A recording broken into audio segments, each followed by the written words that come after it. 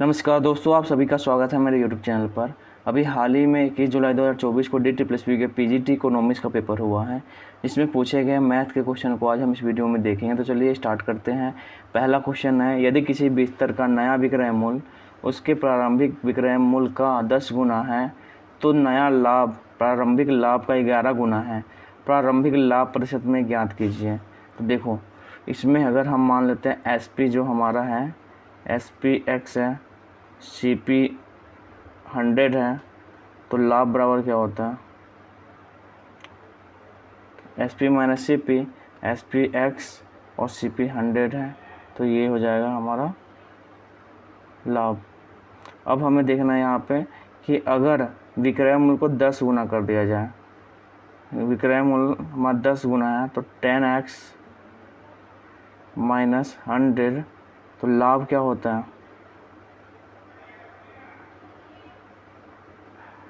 11 गुना हो जाता है। तो लाभ प्रारंभिक लाभ 11 का 11 गुना है, तो प्रारंभिक लाभ x माइनस 100 इसका 11 गुना। तो यहाँ पे आप निकाल लोगे 10x 100, ये हो जाएगा 11x माइनस 1100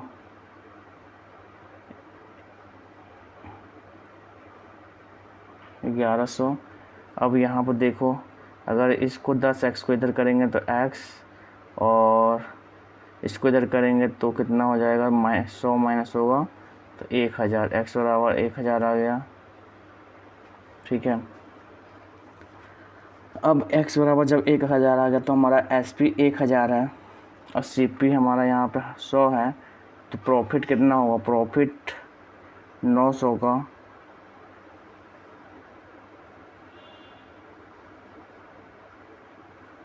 कितने पर 1000 पे इंटू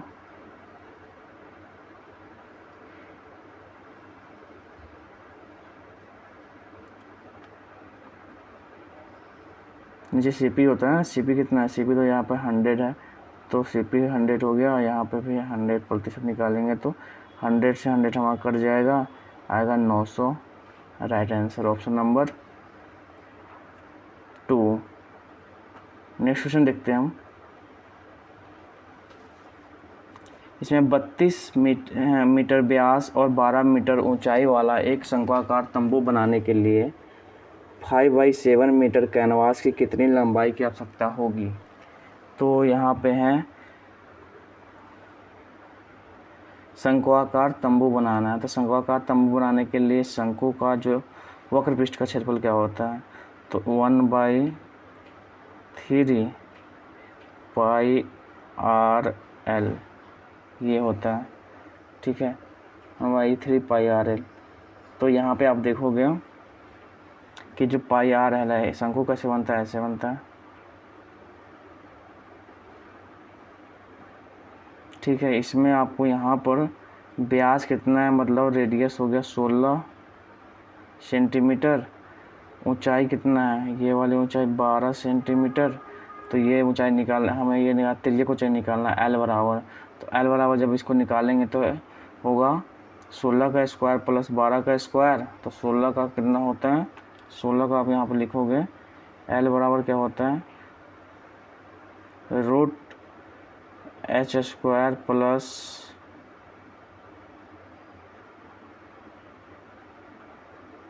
जो R स्क्वायर।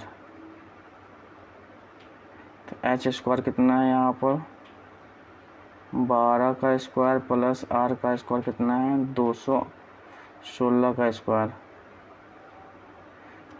12 का स्क्वायर कितना होगा 144 प्लस 16 का हो जाएगा 256। इसको ऐड करोगे तो 400 और 400 का जब निकालोगे तो 20, तो ये आपका 20 निकल के आ गया। ठीक है, जब 20 निकल के आ गया, ऐसे लिख लेते 20। ठीक है, ये 20 आ गया। अब यहाँ देखो, अब इसे मान रखेंगे हम 1/3 इंटू 22/7। R कितना है, R 16 और L कितना होगा 20। और टोटल हमारा यहाँ नीचे कितना है 5/7 इसमें डिवाइड करना है चौड़ाई से, तब इसमें निकलेगा हमारा कि कितने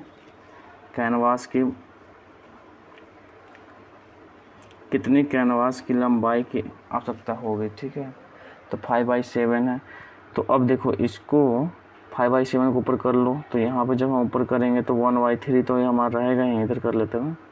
चलो इधर ले आते हैं इसको, यहाँ पे 1/3 है इंटू 22/7 इंटू 16, इसका क्या था रेडियस, और ये त्रिज्या ऊंचाई कितनी थी इसकी 20। अब 5/7 तो ये हो जाएगा 7/5। अब इसको आप यहाँ पे काटोगे तो 7 से ये 7 कट गया, 5 से काटोगे 5 का 20, 3 से कुछ कटने वाला है,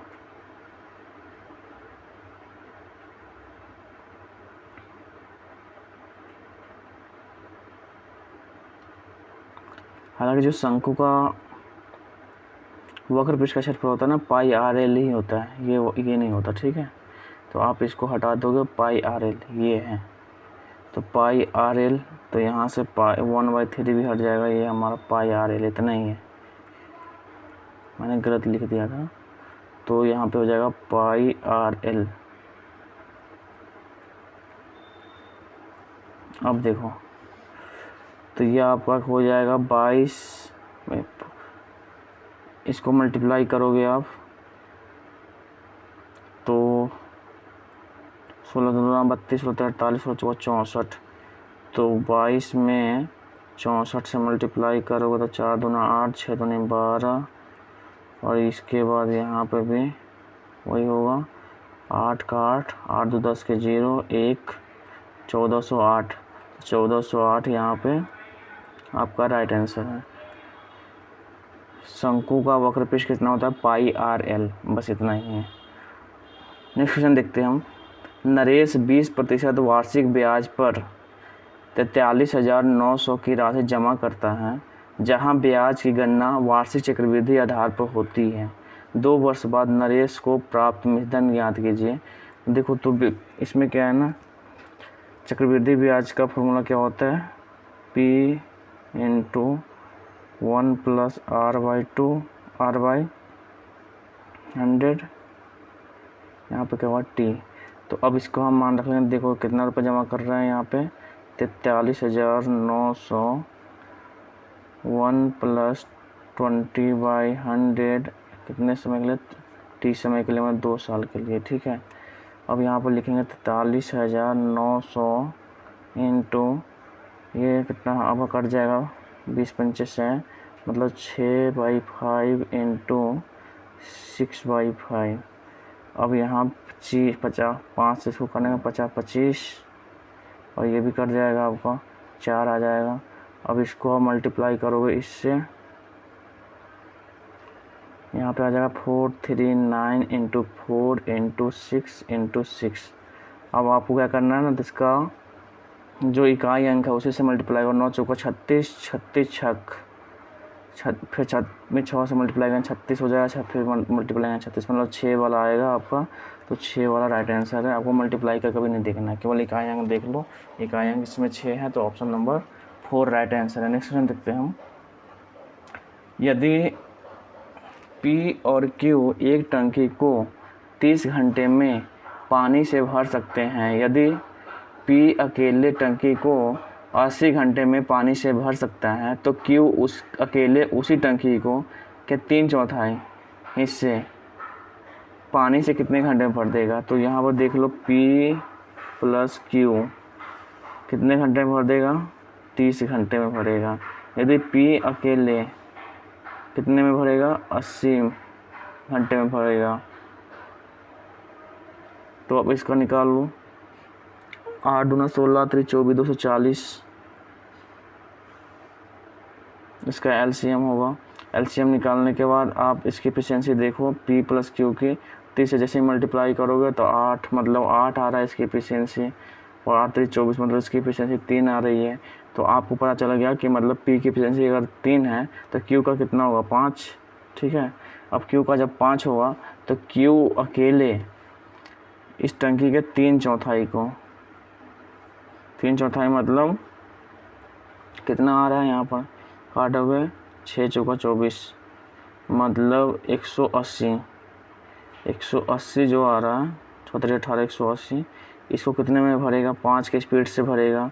तो 5 से इसको करेंगे तो ये हो जाएगा 5 3 15 और 6 5 30 मतलब 36 घंटे में भर देगा। ऑप्शन नंबर 3 राइट आंसर है। नेक्स्ट क्वेश्चन देखते हैं हम। अब यहाँ पर देख लो 4000 का 40% का 20% के 5% का मान क्या होगा, तो निकाल लो। यहाँ पर देखो 2 0 से 2 0 गया, ये 2 0 से ये 2 0 गया, 1 0 से 1 0 गया, 5 से ये कटा, 2 से ये कटा, कितना 4 चौका 16 आ रहा है यहाँ पे 16, इसमें राइट आंसर होगा ऑप्शन नंबर 4। नेक्स्ट क्वेश्चन देखते हैं हम। एक मानचित्र पर 2 बिंदुओं के बीच की दूरी 9 सेंटीमीटर है। मानचित्र का पैमाना 1:81 कहाँ इसमें है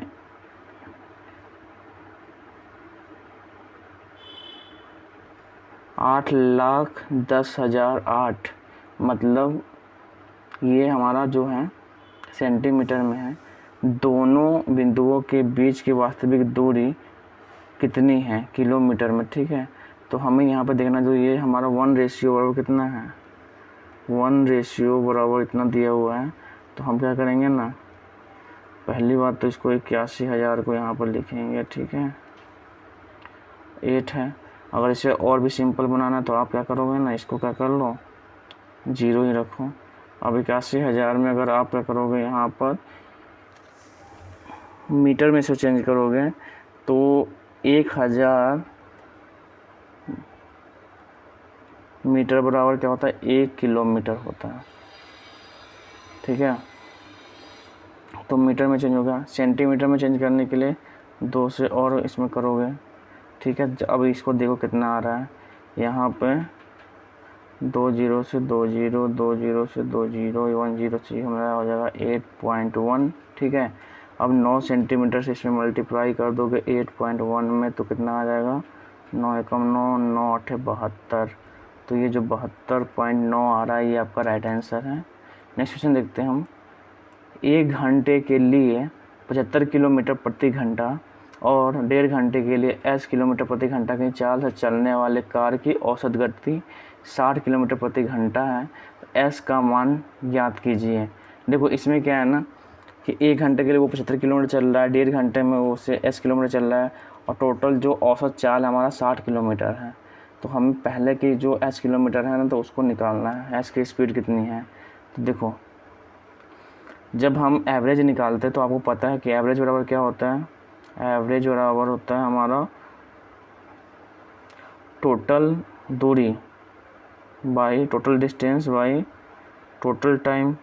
टोटल डिस्टेंस कितना है देखो, तो इसको निकालेंगे 1 घंटे में वो चलती है टोटल डिस्टेंस तो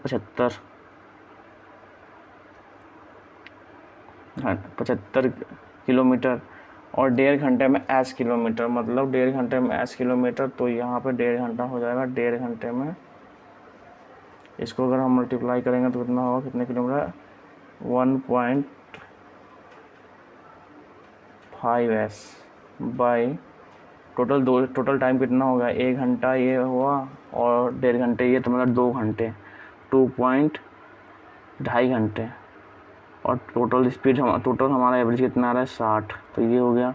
अब आप इसको क्या कर लो ना, यहाँ पर 75 है प्लस 1.5s मतलब 1.5s इक्वल टू, अब इसमें जब आप मल्टीप्लाई करोगे तो ये हो जाएगा 150, 6 दूना 120 और 30 50 150 हो जाएगा। अब इसको करो यहाँ पर 1.5s इक्वल टू 75 इधर जाएगा तो 150 में से 75 माइनस होगा तो कितना हो 75 हो जाएगा। अब s बराबर 75 बाई 1.5 अगर इसको हम ये दशमलव हटाएंगे तो 0 हो जाएगा। 15 पच्चे 75, तो ये 50 आ जाएगा आपका। एच का जो मान है 50 किलोमीटर प्रति घंटा। ऑप्शन नंबर 4 राइट आंसर है। नेक्स्ट क्वेश्चन देखते हैं हम। एक वर्गाकार आधार वाला घनाकार स्तंभ जो अधिकतम भार धारण कर सकता है, वह आधार की भुजा की लंबाई की 5 घात के अनुक्रमानुपाती है। स्तंभ की ऊंचाई वर्ग के व्युत्क्रमानुपाती है। यदि एक 16 मीटर ऊंचा वर्गाकार आधार वाला स्तंभ जिसकी प्रत्येक भुजा 2 मीटर लंबी है, तो अधिकतम 640 टन की भार वहन कर सकता है। अब इसमें है तो 12 मीटर ऊंचे वर्गाकार आधार वाले स्तंभ जिसकी प्रत्येक भुजा की लंबाई 3 मीटर है, कितने टन का भार वहन करेगा। देखो तो इसमें W इक्वल टू क्या है, इसका जो फॉर्मूला होगा के L की पावर 5, यहाँ पे बोल ही रहा है 5, और H की पावर यहाँ पे क्या होगा स्क्वायर। के L की पावर कितनी है, L का जो मान है हमारा 16, कितना लोड सह रहा है। यहाँ पे लोड की बात करें तो लोड हो जाएगा हमारा 640, तो यहाँ पर 640 कर लेंगे। 640 के तो हमें पता नहीं है, L कितना है,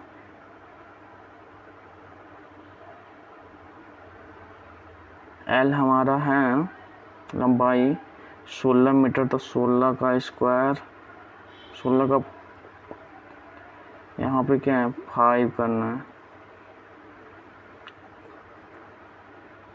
और यहाँ पे 12 का 2 का स्क्वायर करना है। ठीक है, अब ऐसे करना है। अब इसको आप निकालोगे जब, तो ये कितना आएगा आपको यहाँ पे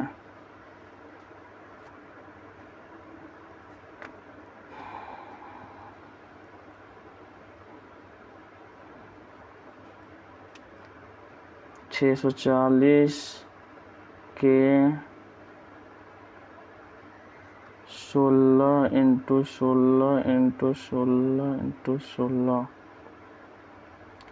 5 इंटू 16, इसको क्या करोगे 2 इंटू 2, तो इसको क्या करोगे यहाँ पे 2 से कट जाएगा 8, फिर 2 से इसको कटो 4, 16 का 4 कर लो,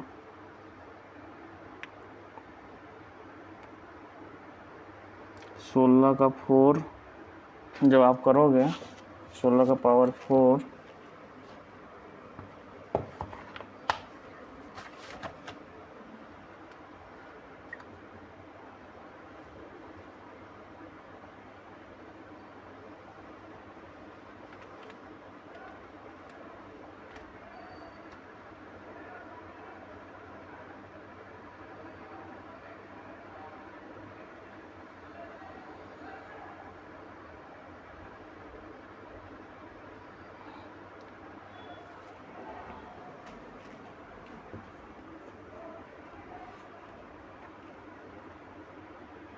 के इंटू है, तो मतलब यहाँ पे आपका ये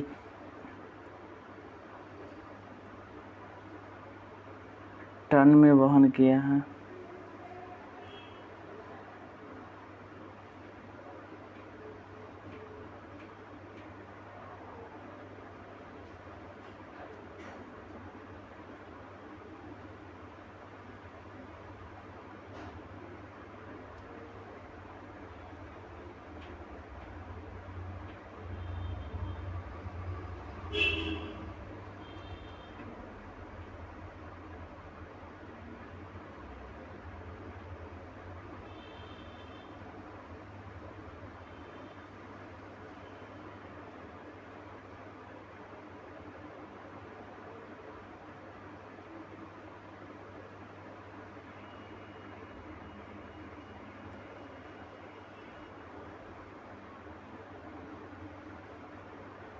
इसको हम 16 को अगर इधर ले आते हैं तो 16 इंटू 16 इंटू 16 इंटू 4 हो जाएगा।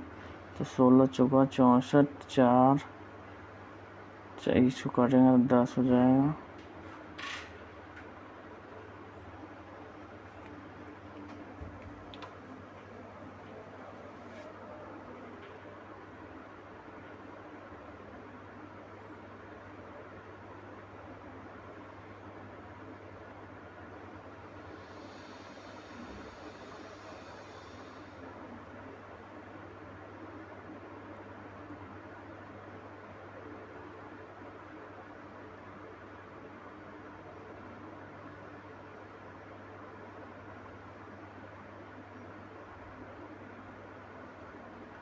मैंने उल्टा कर दिया इसमें, सॉरी, इसलिए ये नहीं बन रहा।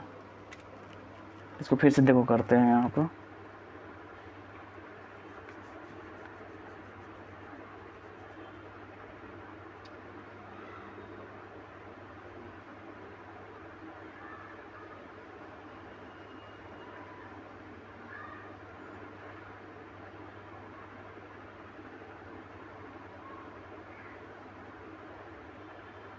देखो यहाँ पे है हमारा l जो है, l की पावर 5 है, तो मतलब ये 2 का पावर 5 होगा यहाँ पे। देखो जो k तो ये हमारा रहेगा ही 2 की पावर 5 और यहाँ पे 16 का पावर 2 रहेगा, ठीक है। ऐसे तो ऐसे इसमें क्या होगा ना, जब हम अब इसको सॉल्व करेंगे 64 हमारा जब ये आएगा 64 इक्वल टू के 2 इंटू 2 इंटू 2 इंटू 2, 2 2 4 1 5 2। अब यहाँ पे 16 इंटू 16, तो इसको आप यहाँ पर जब काटोगे तो ये हो जाएगा 2 दूना 4, 4 दूनी 8, 8 दूना 16, मतलब एक 16 कट गया यहाँ पर और ये बचा 8, ये भी कट जाएगा। अब 8 से यहाँ पे क्या होगा, मल्टीप्लाई हो जाएगा। k इक्वल टू क्या होगा आपका, k इक्वल टू 64 इंटू 8, तो ये आ जाएगा 0, 8 चौका 32, 2 बचा 3, 8 छः 48, 48 49 50 51, तो 5120 हुआ। जब 5120 k का मान हो गया तो आपको यहाँ पे बोला गया है कौन सा, 12 मीटर ऊंचे और 3 मीटर लंबाई वाले। तो फिर देखो यहाँ पे हम क्या करेंगे, k कितना हो गया, 5120, तो k का मान रखेंगे 5120 और इंटू l का पावर 5 है, तो l कितना हो गया हमारा, यहाँ पर देखो l है हमारा 3, तो 3 का 5 और h कितना है,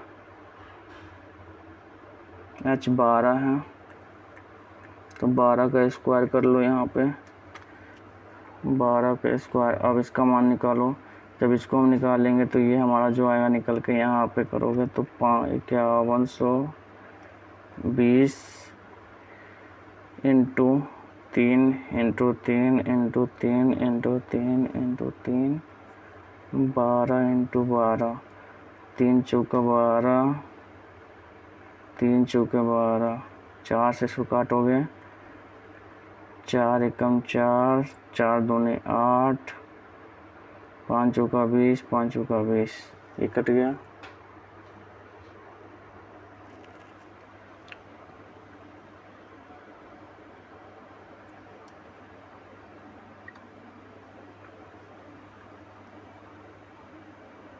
कितना है,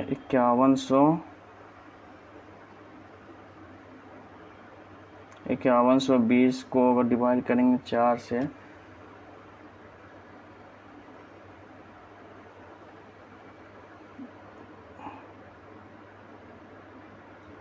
बारह 1280 होगा ना, गलत कर दिया। देखो 4 एकम 4, 4 दूनी 8 बचा 3 8 चौका 32, तो ये इतना हो जाएगा ना। फिर 4 से इसको काटोगे, जब इसको 4 से काटोगे डिवाइड करोगे 1280 को डिवाइड बाई 4 करोगे तो ये हो जाएगा 320। 320 में आप 3 3 9 9 27 27 से मल्टीप्लाई करोगे 320 इंटू 27, तो जो ये निकल के आएगा आपका 8640। तो 8640 यहाँ देखो राइट आंसर है 8640। नेक्स्ट क्वेश्चन देखते हैं हम। एक नदी में पानी 2 किलोमीटर प्रति घंटा की चाल से बह रहा था। एक मोटर बोट की धारा के अनुकूल 36 किलोमीटर और धारा के प्रतिकूल 30 किलोमीटर जाने में समान समय लगता है। धारा के अनुकूल 30 किलोमीटर और धारा के प्रतिकूल जाने में उसे कितना समय लगेगा। देखो पहली बात ना कि धारा की चाल तो x है, धारा की चाल तो 2 किलोमीटर प्रति घंटा है, तो बोट की चाल क्या होगा।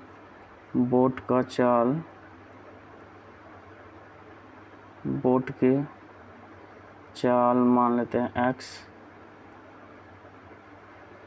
और धारा की चाल कितनी है। धारा की चाल तो यहाँ पर दिया ही है 2 किलोमीटर प्रति घंटा। अब बोल रहा है कि धारा के अनुकूल जाने पर क्या होगा ना, तो x प्लस 2 36 किलोमीटर जाने पर तो x प्लस 2 दोनों में समान समय लगता है, और 30 किलोमीटर जाने में x माइनस 2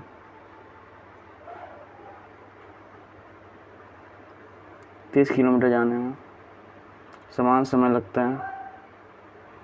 तो देख लो यहाँ पर x का मान निकाल लो पहले। बोट की चाल क्या हो जाएगी, बोट की चाल तो भी इसको ऐसे करोगे क्रॉस मल्टीप्लाई, तो ये हो जाएगा 36x माइनस 36 2 72 30x प्लस 30 2 60, तो यहाँ पर हो जाएगा 6x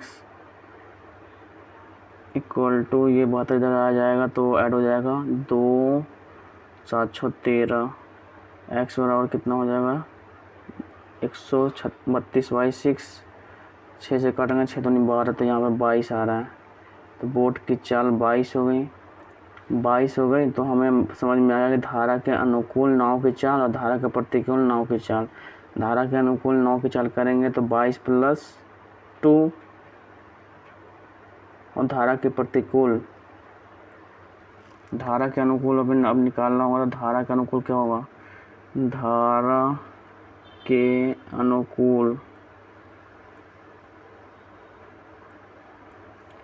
के अनुकूल नाव की चाल क्या हो जाएगी 22 प्लस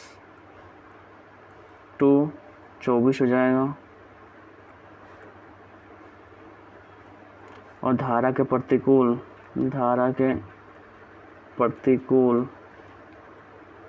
नाव की चाल कितने हो जाएंगे 22 माइनस 2 20।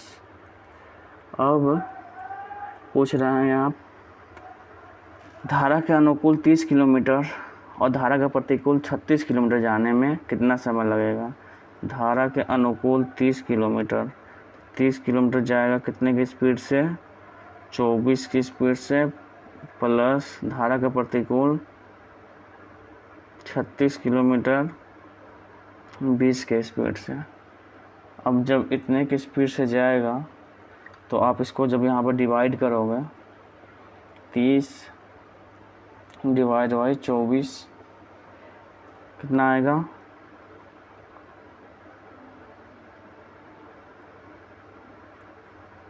1.2425, और इसको डिवाइड करोगे तो कितना आएगा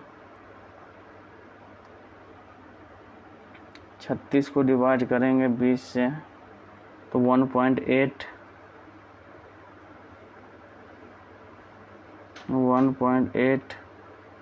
दोनों को ऐड कर दो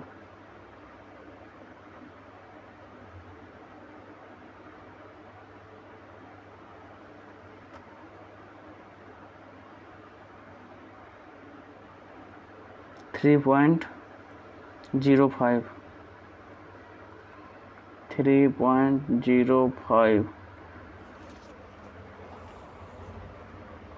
मतलब 3 घंटे और 0.5 को अगर हम 60 से इसको कर लेंगे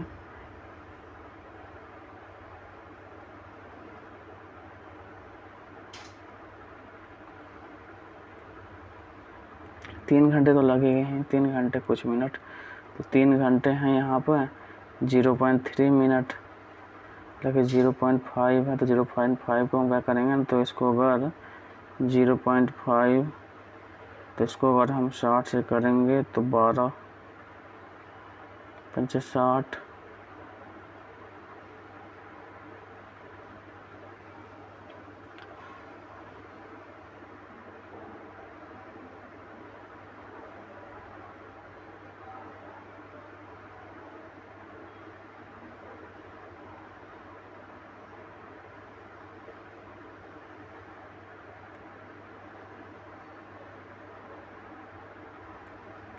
3 घंटे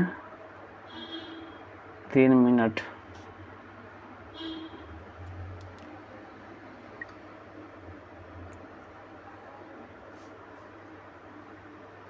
ऑप्शन नंबर हमारा ये आ रहा है 3। नेक्स्ट क्वेश्चन देखते हैं हम। 3 संख्याओं का औसत 9 है, यदि प्रत्येक संख्या को 9 से गुना किया जाए तो नया औसत क्या होगा।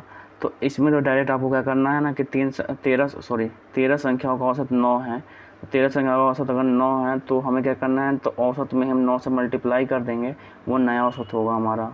सभी में 9 से मल्टीप्लाई करेंगे तो फिर हमारा क्या होगा, सभी में इतना इतना बढ़ ही जाएगा। तो ऐसे में हम क्या करेंगे, जो हमारा औसत है उसी में 9 से मल्टीप्लाई कर देंगे, तो 9 × 9, तो नया औसत कितना होगा 81। 81 हमारा right answer, option number 1। Next question देखते हैं हम यहाँ पर। राकेश का मासिक वेतन 14,000 है, वह घर के किराए पर 55,000 बिलों पर 55,000 बिलों पर 2500 व्यय करता है और शेष बची हुई राशि उसकी मासिक बचत है। एक वर्ष में उसकी बचत ज्ञात कीजिए। यदि वह अपने जन्मदिन वाले माह में अपनी पूरी मासिक बचत को जन्मदिन मनाने में के लिए व्यय कर देता है। तो देखो यहाँ पे हमें समझ में आ रहा है कि मतलब वो एक साल में 12 महीने होते हैं, तो जो लास्ट उसका जो जन्मदिन वाला जो महीना है उसमें क्या करता है, वो पूरी बचत को तो खर्च कर दे रहा है।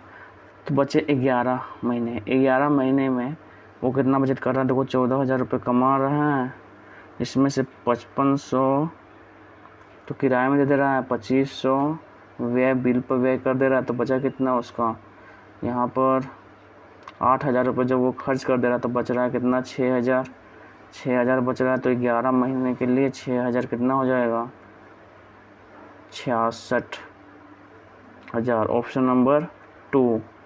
नेक्स्ट क्वेश्चन देखते हैं हम।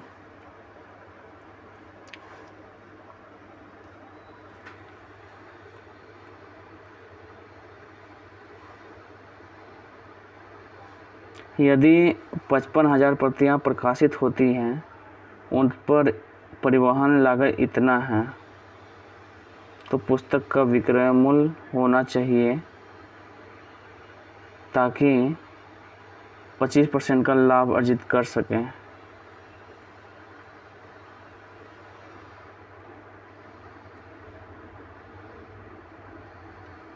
किसी पुस्तक के प्रकाशन पर होने वाले व्यय तो यहाँ पे आपको दिखाए गए हैं। तो इसमें बोल रहा है यदि 5500 प्रतियाँ प्रकाशित होती है, 5500 प्रतियाँ प्रकाशित हुई, चलो ठीक है, उस पर परिवहन लागत इतना है।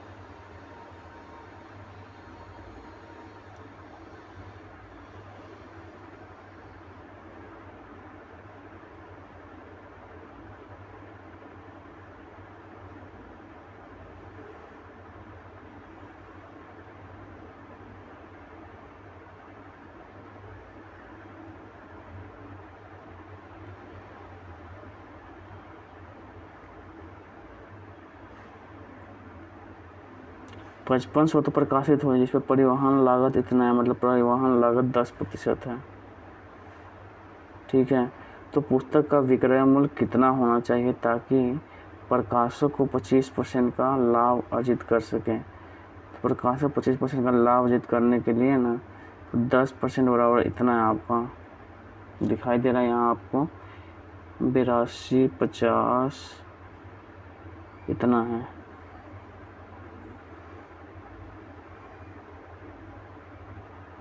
ये 10% है। अगर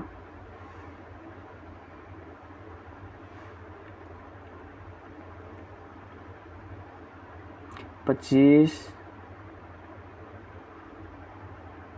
20 20 40 20 23 60 20 चौका 80, टोटल तो 80% ही हो रहा है। 20 40 23 60 चौका 80 80 100 100% तो है। ठीक है, अब देखो इसमें क्या है ना कि पुस्तक का विक्रय मूल्य कितना होना चाहिए ताकि 25% का लाभ अर्जित करे, तो ये 10% के बराबर है।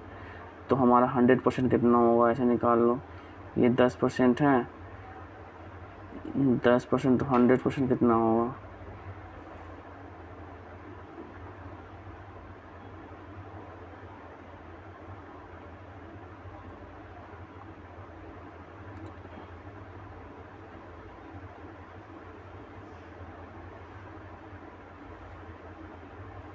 विक्रय मूल्य कितना होना चाहिए।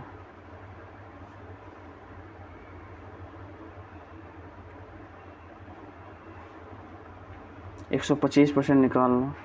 100 डायरेक्ट 125% कर लेते हैं ना यहाँ पर 100% के बराबर 125%। अब इसको आप क्या करोगे ना, यहाँ से ये 0 से ये 0 काटोगे, जब 125 से अब इसमें मल्टीप्लाई करोगे तो 82,000,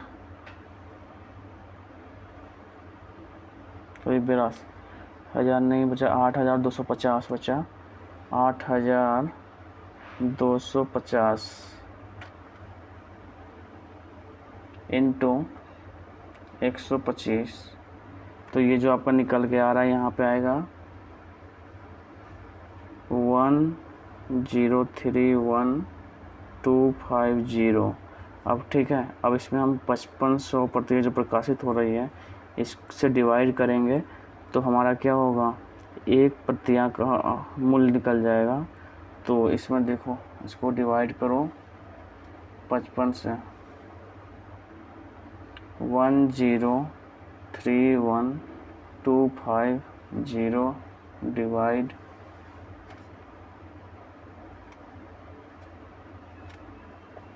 5500, तो जो निकल के आपका यहाँ पे आएगा वो आएगा 187.5।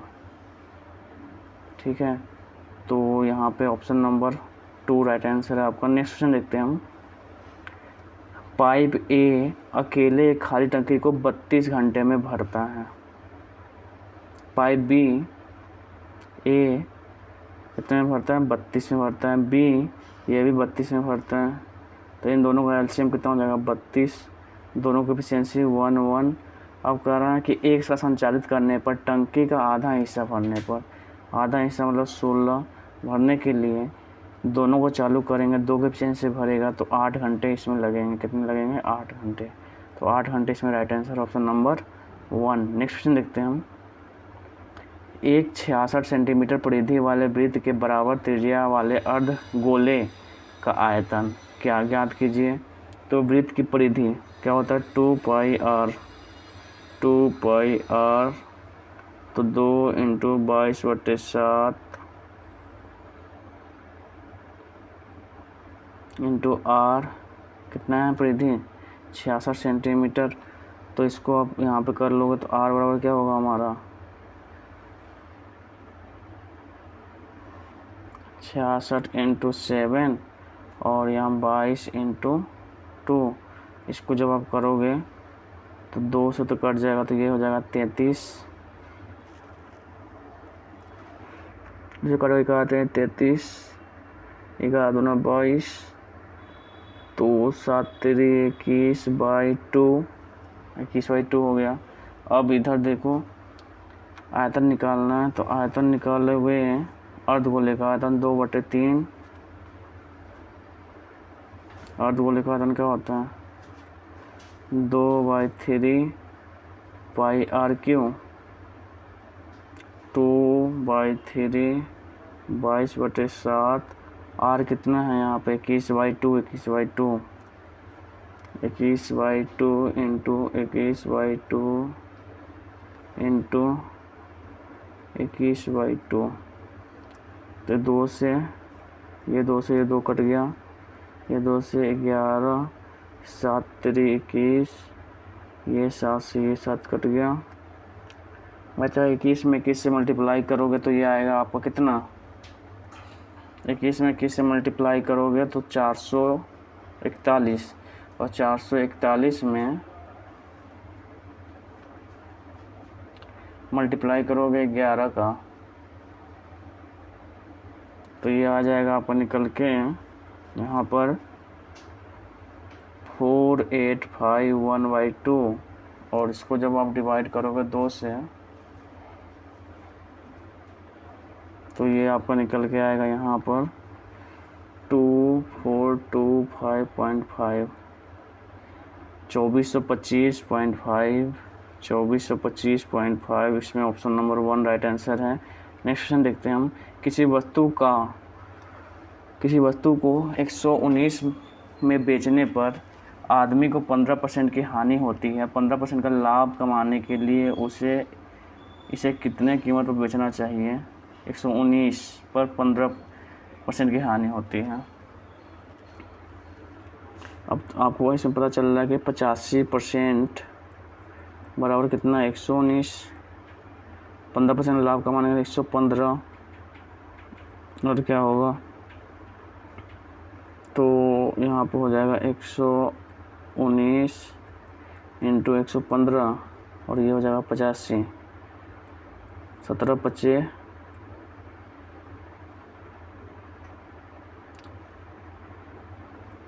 85, 102, 77, 119, 7 से कटेगा, 5 से इसको काट दो तो 5 दूनी 10, 5 3 15। जब इसको आप मल्टीप्लाई 7 3 21 का 1, 7 दूनी 14, 16। ऑप्शन नंबर 1 राइट आंसर है। नेक्स्ट क्वेश्चन देखते हैं हम। कितनी अवधि में 4200 का 3% वार्षिक ब्याज दर पर साधारण ब्याज जितना मिलेगा। तो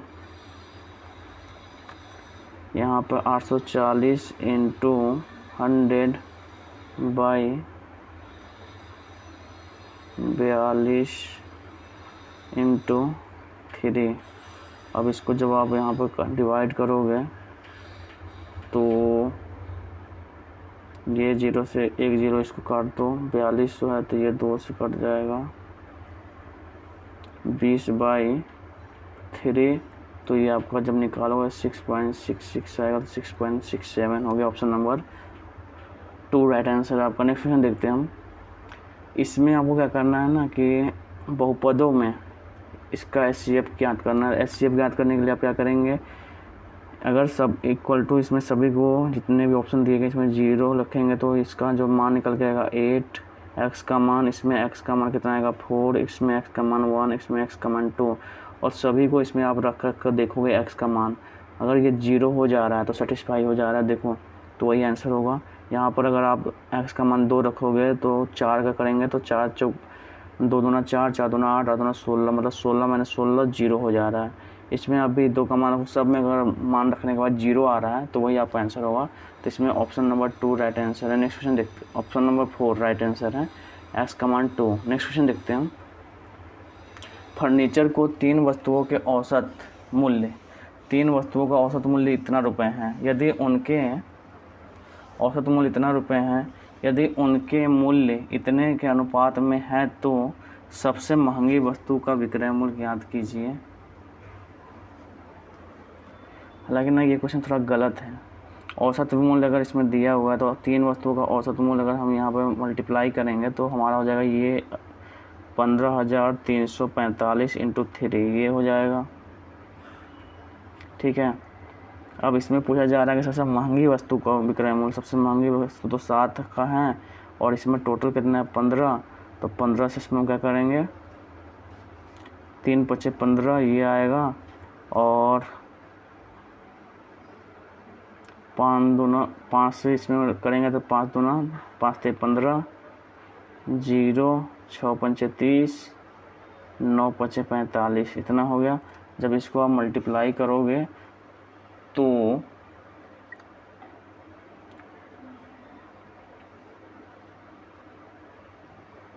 3069 इंटू 7 कितना निकल के आ रहा है? 21,483 ये होना चाहिए। हालांकि ऑप्शन में ये नहीं है, डायरेक्ट इस पे बनाया गया आपका कि मतलब इसमें कुल रहता, कि कुल मूल्य यहाँ पर ये जो दिया ना कुल मूल्य इतना है, औसत मूल्य यहाँ पर लिखा हुआ है, कुल मूल्य रहता, तब हम क्या करते हैं इसको 15,000 करते हैं। यहाँ पर 15,000 कितना है?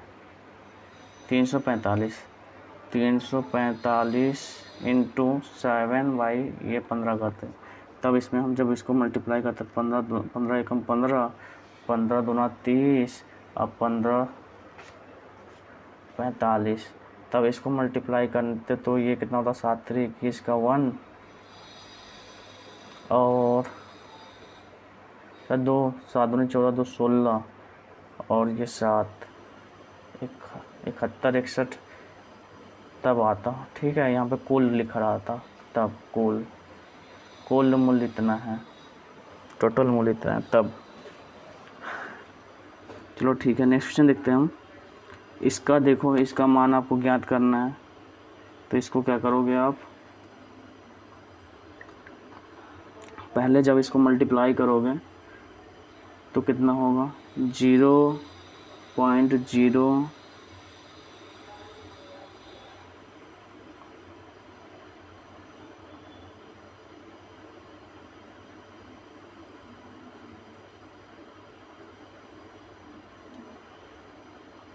तो ये जो अब जब मल्टीप्लाई करोगे तो ये कितना आएगा निकल कर? हमारा 0.002। ठीक है, इसको जब मल्टीप्लाई करोगे तो वो इसमें होगा 1, इसमें होगा 0.0000008।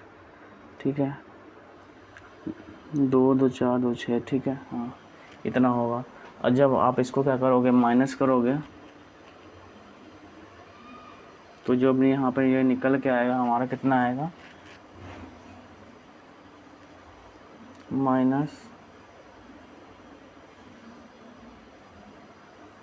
-0.00 ये 8 है ना हमारा, 8 है। 8 माइनस 0.1 2 3 4 5, तब ये आ जाएगा हमारा निकल के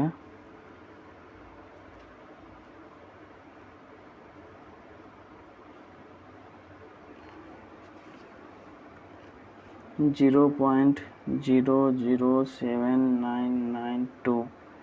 अब जब आप इसमें 8 से मल्टीप्लाई करोगे, ठीक है, डिवाइड करोगे तो ये निकल के आपका आएगा हमारा ये ऑप्शन नंबर 3 0.000999। नेक्स्ट क्वेश्चन देखते हैं। 2 विद्यार्थी एक परीक्षा में उपस्थित हुए, उनमें से एक विद्यार्थी ने दूसरे से 9 अंक अधिक प्राप्त किए हैं और उसके 2 अंक उन दोनों विद्यार्थियों के प्राप्त किए गए अंकों के योग का 60% थे। तो जैसे मान लेते हैं कि 100% था दोनों का, तो इसमें से 60% एक के हैं, तो दूसरे कितने होंगे? 40%। ठीक है, तो 40% मतलब इसमें जो 20% का जो गैप है वो कितने के बराबर है? 9 अंक के बराबर। ठीक है, अब 9 अंक के बराबर 20% है, तो 100 कितने के बराबर होगा?